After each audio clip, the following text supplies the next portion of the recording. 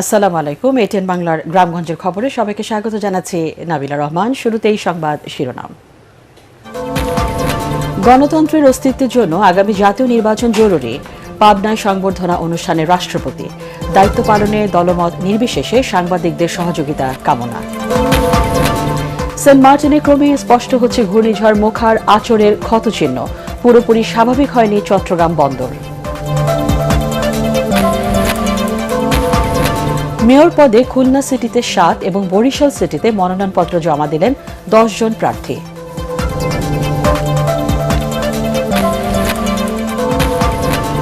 এবং ভৈরবের জোয়ানশাহী হাওরের ওরাল খালে নির্মিত হচ্ছে স্থায়ী স্লুইস গেট। বন্যা থেকে রক্ষা পাবে পাকা ধান। শুনছিলেন সংবাদ শিরোনাম, এবার বিস্তারিত।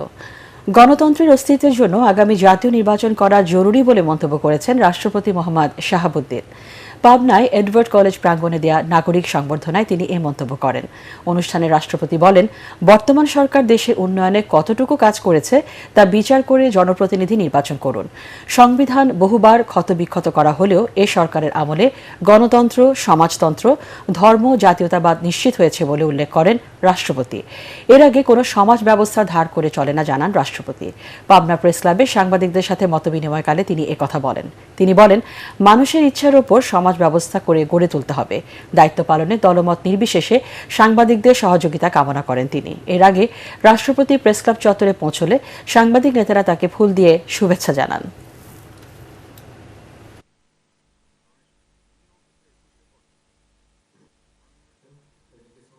আজকে সারা বিশ্ব স্বীকার করে বাংলাদেশ একটি উন্নতির রোল মডেল।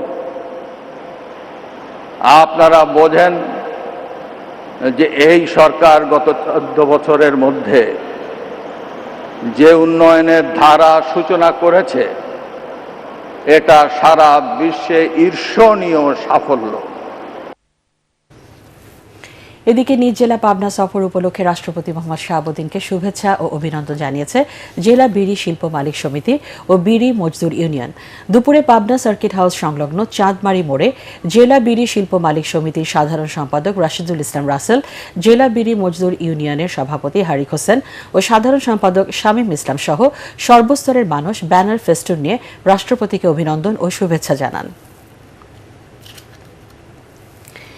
ক্রমে স্পষ্ট হচ্ছে সেন্ট মার্টিনে ঘূর্ণিঝড় মোখার আঁচড়ের ক্ষতচিহ্ন। ব্যস্ততম এ প্রবাল দ্বীপ এখন যেন ভুতুড়ে জনপদ। ক্ষতিগ্রস্ত দ্বীপের অধিকাংশ বসতি সম্পূর্ণ ভেঙে গেছে ১২০০ ঘরবাড়ি। এখন খোলা আকাশের নিচে দিন কাটাচ্ছে এইসব ঘরের বাসিন্দারা। এরই মধ্যে ত্রাণ তৎপরতা শুরু করেছে জেলা প্রশাসন। কক্সবাজার প্রতিনিধি মোয়াজ্জেম হোসেন শাকিলকে সাথে নিয়ে শফিকুল ইসলাম শামীমের রিপোর্ট। দ্বীপটির অসংখ্য গাছ, প্রধান সড়কের দুই পাশেই তাণ্ডবের ক্ষতচিহ্ন। ৮ বর্গ কিলোমিটার আয়তনের সেন্ট মার্টিনে ১১,০০০-এর মতো মানুষের বাস। তারা জানান, হসপিটালের অবস্থা ছিল, আমি এখানে ছিলাম, আর আমার গাছগুলা ঘরবাড়ি এগুলা সব ভেঙে গেছে। ঘূর্ণিঝড় আসার আগেই দ্বীপের বেশিরভাগ মানুষ আশ্রয় নেন উঁচু ভবন, হোটেল, রিসোর্টে। মোখার তাণ্ডব শেষে বাড়ি ফিরে তারা দেখেন লণ্ডভণ্ড সবকিছুই। এরই মধ্যে ঘুরে দাঁড়ানোর সংগ্রামে নেমে পড়েছেন ক্ষতিগ্রস্তরা। এখন ভেঙে নিয়ে গেছে, এবার এটা করতে হবে, খুব কষ্ট হবে। সেন্ট মার্টিনে সংকট এখন বহুমাত্রিক। মিলছে না সৌর বিদ্যুতের আলো, জেনারেটর চালানোর মতো জ্বালানি নেই। সংকট রয়েছে সুপেয় পানির, তবে সচল হয়েছে মোবাইল নেটওয়ার্ক। এরই মধ্যে সেন্ট মার্টিন পরিদর্শন করেছেন জেলা প্রশাসক সহ সরকারের শীর্ষ কর্মকর্তা ও রাজনৈতিক নেতারা। দুর্গতদের সেন্ট মার্টিন দ্বীপের বাসিন্দারা এমনিতেই জীবন সংগ্রামী। সহায়তা পেলেও দুর্গতদের স্বাভাবিক জীবনে ফিরতে সময় লাগবে বলে মনে করছেন সংশ্লিষ্টরা। শফিকুল ইসলাম শামীম, এটিএন বাংলা। ঘূর্ণিঝড় মোখার প্রভাব শেষে চালু হয়েছে চট্টগ্রাম বন্দর, তবে বন্দর কর্তৃপক্ষ বলছে পরিস্থিতি পুরোপুরি স্বাভাবিক হতে আরও কয়েকদিন সময় লাগবে। অন্যদিকে ব্যবসায়ীরা বলছেন আমদানি করা পণ্য নিয়ে তেমন বিপাকে না পড়লেও রপ্তানি পণ্য নিয়ে বিপাকে পড়েছেন তারা। চট্টগ্রাম থেকে আরও জানাচ্ছেন সৈয়দ তামিম মাহমুদ। ঘূর্ণিঝড় মোখার প্রভাবে 2 দিন বন্ধ থাকার পর চালু হয়েছে চট্টগ্রাম বন্দরের কার্যক্রম। সোমবার সকাল থেকেই জেটিতে ভিড়তে শুরু করে বড় জাহাজ। বন্দর কর্তৃপক্ষ জানিয়েছে অ্যালার্ট 4 জারি করার সময় জেটি ও বহির্নোঙরে জাহাজ ছিল 80টি। এর মধ্যে সোমবার সকালে জেটিতে ফেরানো হয় 20টি জাহাজ। পরিস্থিতি আগের জায়গায় নিতে কিছুটা সময় লাগবে বলে জানিয়েছে কর্তৃপক্ষ। আমরা মোটামুটি অনারাইভেল বার দিতে পারছি, কিছুটা 2-1 দিন একটু ডেলিভারিটা বেশি হবে বা 2-1 দিন একটু নর্মাল ডেলিভারি চেয়ে একটু চাপ পড়বে। এদিকে শিপিং এজেন্টরা বলছেন বন্দরের কার্যক্রম বন্ধ থাকায় সময়মতো রপ্তানি পণ্য জাহাজীকরণ করে ট্রান্সশিপমেন্ট বন্দরে পাঠাতে না পারায় আর্থিক ক্ষতিতে পড়েছেন ব্যবসায়ীরা।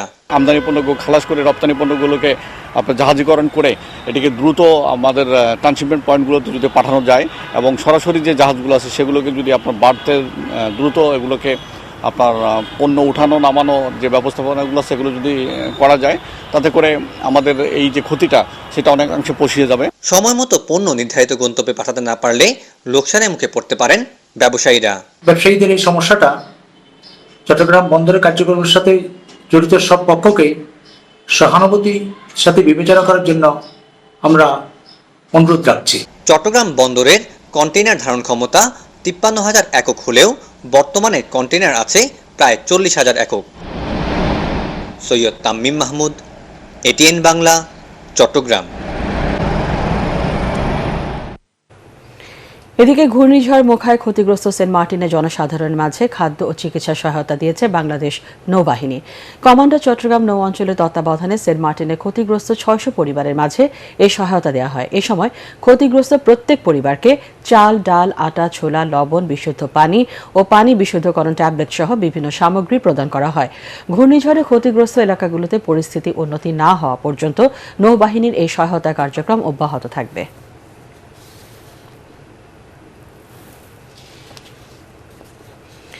খুলনা সিটিতে 7 এবং বরিশাল সিটিতে মেয়র পদে মনোনয়নপত্র জমা দিয়েছেন 10 জন প্রার্থী। খুলনায় বিএনপি সমর্থক কেউ মনোনয়নপত্র দাখিল না করলেও বরিশালে প্রার্থী হয়েছেন সাবেক মেয়র ও বিএনপি নেতা আহসান হাবিব কামালের ছেলে।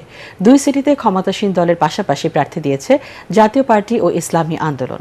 খুলনা প্রতিনিধি SM হাবিব ও বরিশাল প্রতিনিধি হুমায়ুন কবিরের পাঠানো তথ্য ছবিতে রিপোর্ট করছেন ইকরামুল হক সায়েম।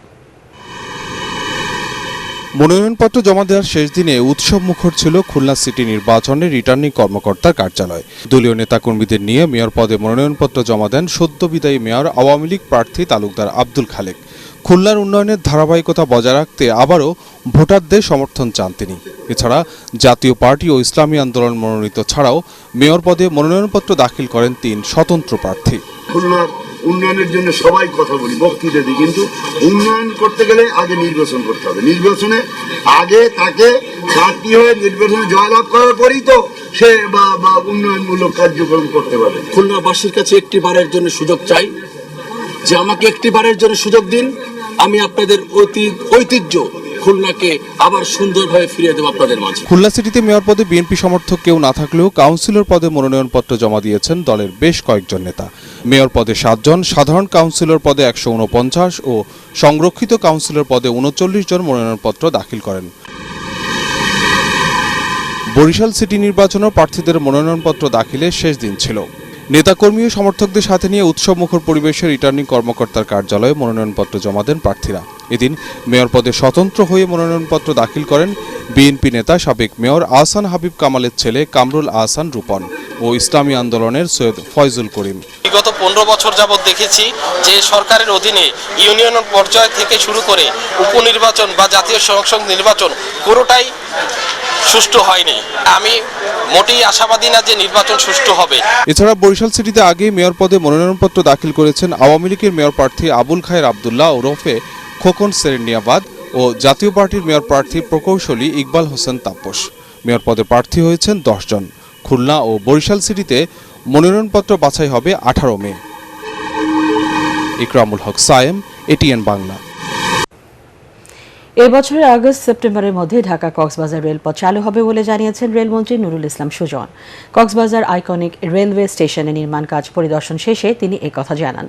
ইতোমধ্যে প্রকল্পের ৮৪% কাজ শেষ হয়েছে, বাকি কাজ দ্রুত শেষ করা হবে বলে জানান রেলমন্ত্রী। প্রকল্পটি চালু হলে দেশের পর্যটন খাতে ব্যাপক উন্নয়ন সহ অর্থনৈতিক প্রবৃদ্ধিতে গুরুত্বপূর্ণ ভূমিকা রাখবে বলে জানিয়েছেন সংশ্লিষ্টরা।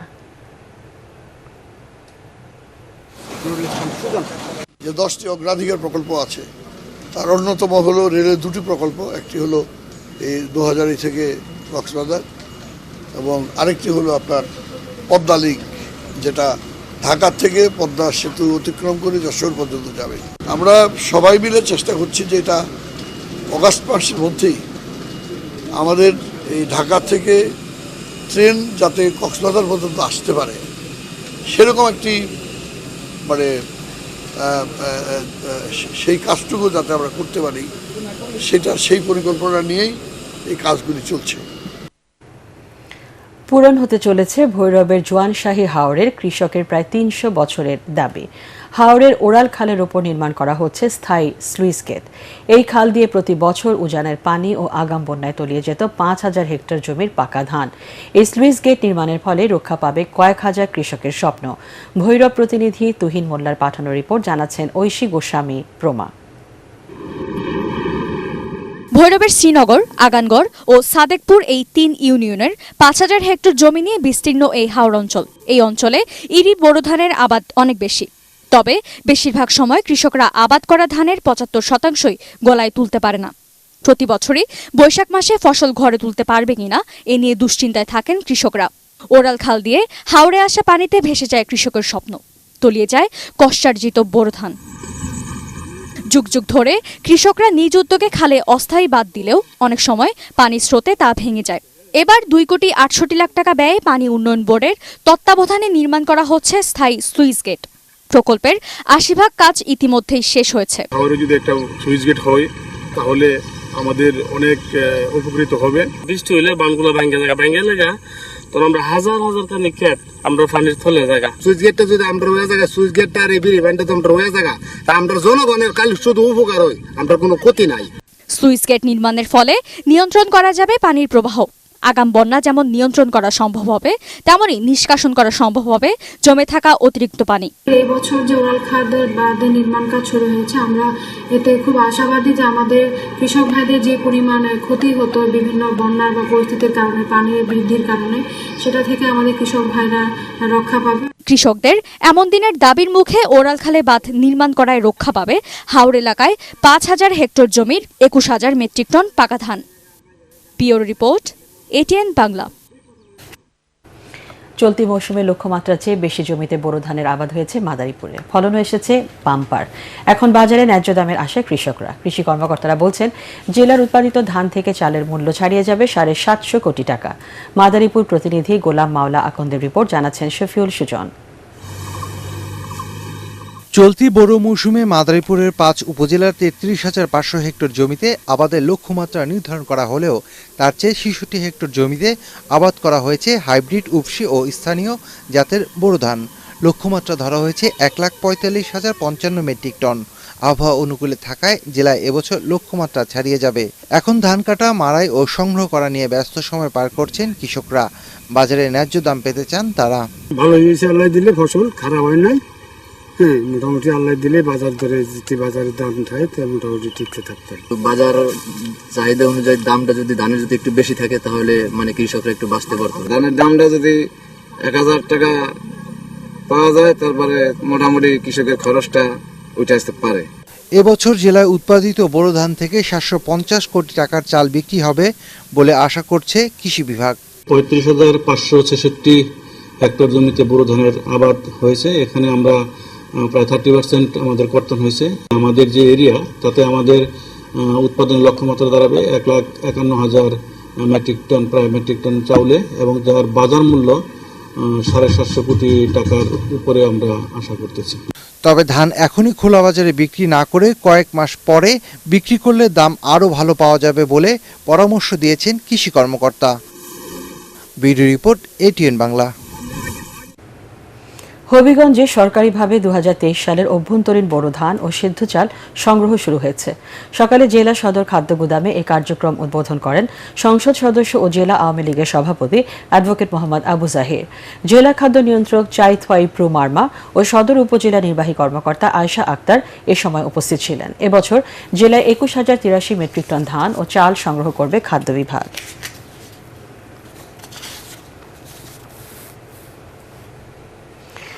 মানিকগঞ্জের দৌলতপুরে এক গৃহবধূকে ধর্ষণ ও হত্যার দায়ে 5 জনের যাবজ্জীবন কারাদণ্ড দিয়েছে আদালত। প্রত্যেক আসামিকে 20,000 টাকা জরিমানা, অনাদায়ে আরও 6 মাসের সশ্রম কারাদণ্ড দেওয়া হয়েছে। মানিকগঞ্জের অতিরিক্ত জেলা ও দায়রা জজ আদালতের বিচারক সাবিনা ইয়াসমিন এ রায় দেন। দণ্ডিতরা হলেন দৌলতপুর উপজেলার বাসাইল এলাকার নুরুল হক, আবুল কাশেম, তাজুল ওরফে দেলোয়ার, বাহেজউদ্দিন এবং আমিনুর রহমান উজ্জ্বল।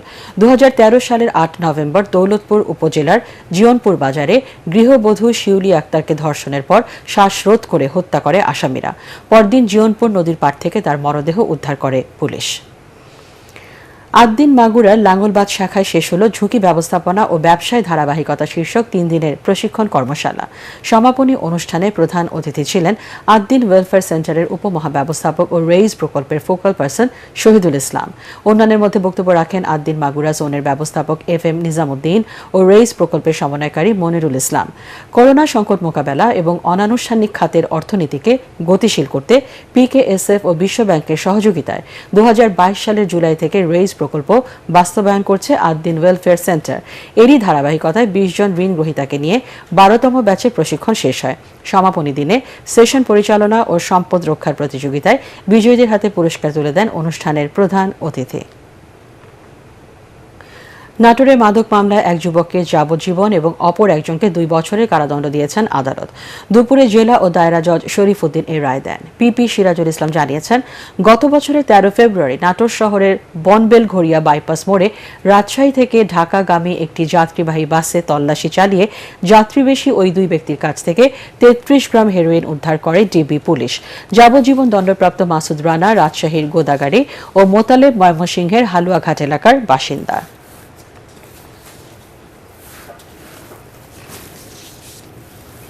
কিশোরগঞ্জের ভৈরবে BIWT এর নানা অনিয়ম ও হয়রানির প্রতিবাদে মানববন্ধন এবং বিক্ষোভ করেছেন কয়লা ব্যবসায়ীরা। সকালে পুরাতন ফেরিঘাট এলাকায় এই কর্মসূচি পালন করেন তারা। এর আগে একই ঘটনার প্রতিবাদে সংবাদ সম্মেলন করে ভৈরব কয়লা ব্যবসায়ী সমিতি। ব্যবসায়ীদের অভিযোগ, কয়লা রাখার জন্য একই জায়গা ইজারা দিয়ে আসছে সরকারি 4 প্রতিষ্ঠান, রেলওয়ে বিভাগ, জেলা ও উপজেলা পরিষদ এবং BIWTA। এর মধ্যে BIWTA 50 গজ জায়গার মধ্যে 500 গজ সীমানা নির্ধারণ করায় বিপাকে পড়েছেন ব্যবসায়ীরা। শুধু তাই নয়, ঘুষ না দিলে আমদানি করা কয়লা জাহাজ থেকে নামিয়ে ঘাটে স্তূপ করতে দেওয়া হয় না বলে অভিযোগ ব্যবসায়ীদের। নীলফামারীর 4টি ইউনিয়নের উপর দিয়ে বয়ে গেছে কালবৈশাখী ঝড়। গতরাতে সদর উপজেলার টুপামারি ও লক্ষ্মীচাপ এবং জলঢাকা উপজেলার শিমুলবাড়ি ও খুঁটামারা ইউনিয়নের উপর দিয়ে ঝড় বয়ে যায়। এতে এসব এলাকার বেশ কিছু কাঁচাঘর ক্ষতিগ্রস্ত হয়েছে। বিভিন্ন স্থানে উপড়ে পড়েছে গাছপালা। 30 মিনিটের স্থায়ী এই ঝড়ে ক্ষতিগ্রস্ত হয়েছে মাঠে থাকা ভুট্টা ও কলা গাছ। তবে এখনো পর্যন্ত ক্ষয়ক্ষতির পরিমাণ নিরূপণ করা যায়নি।